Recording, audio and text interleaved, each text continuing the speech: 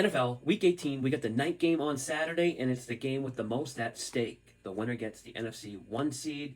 Let's break down Seahawks 49ers and who I bet and why. But remember, sports betting is time sensitive, odds are always moving, and when to bet is often more important than who to bet. So for access to all the bets I'm making in real time across all sports, join the Betting Network 2.0 Discord. I'd say subscribe to my YouTube channel too, but I'll be honest, by the time I upload videos, lines are almost always long gone.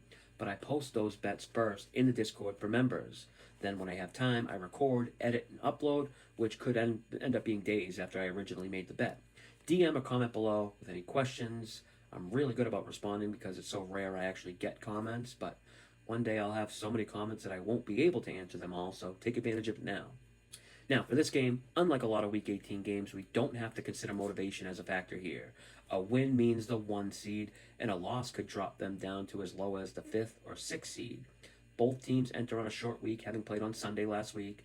Usually this hurts the road team because they lose a day to travel, but in this particular matchup, the Niners have several injury concerns that a full 7-day rest week would help more than this quick turnaround game.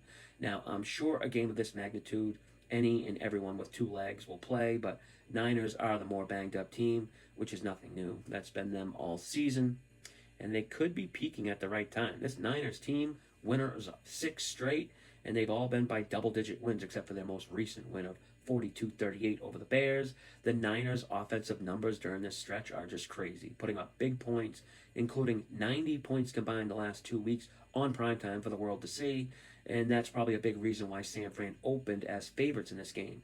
Recency bias is huge in the NFL. It's like people don't even realize Seattle has also won 6 straight themselves, just not with the style of points like San Fran. But sharps who influence the betting markets with the bets they make, they don't care about surface numbers or style points, and that's why we've now seen this line flip to Seattle as favorites. The fact odds makers are okay with offering a red-hot San Fran team as home underdogs of plus 1.5, knowing they'll likely take on a ton of teaser liability on San Fran is very telling. I actually wouldn't mind a teaser on San Fran up to 7.5. Since week 10, the Niners' passing offense has been by far the best in the league, ranking number 1 in most meaningful metrics, but can't help but notice how they've had it pretty easy. During this 6-game win streak, they haven't played a single top 10 pass defense. The best pass defense they faced was the Browns, and they're only ranked slightly above league average versus the pass. I think this is a big step up in class for San Fran.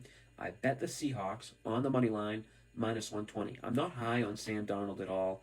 I don't like backing him in meaningful games, and I've actually looked to bet against him several times this season in certain spots, especially when he expects to be under pressure.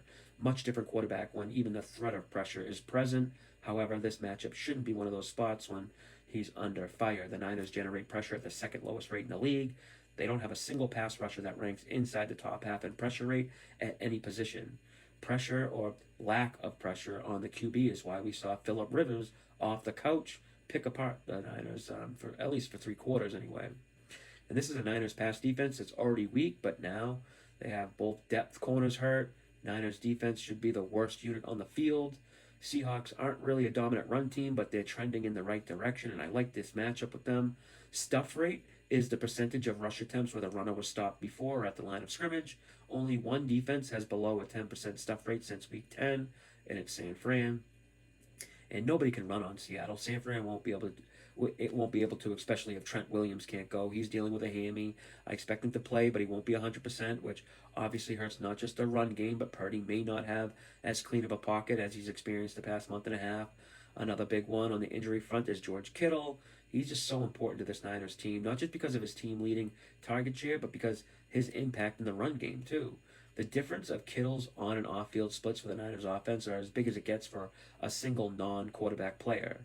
Now, my big concern with backing Seattle, besides being on Sam Darnold, is obviously going against Shanahan in a big game. We all know he's going deep in his play-calling bag for this one, not only because it's a meaningful game, but because he's the perceived underdog. We don't seem to see the same creative play-calling in games when San Fran is the more dominant team.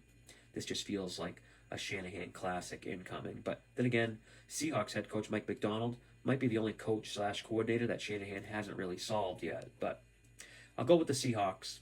If you haven't seen my Bucks-Panthers free play video, make sure to check that out. It's up now. If you found this video helpful or informative, or if you consider giving this video a thumbs up or a like, I'd really appreciate it. I'll be back with Sunday Night Football, Steelers, Ravens. Hit the notification bell to be alerted when that one drops. Until next time, good luck with your bets.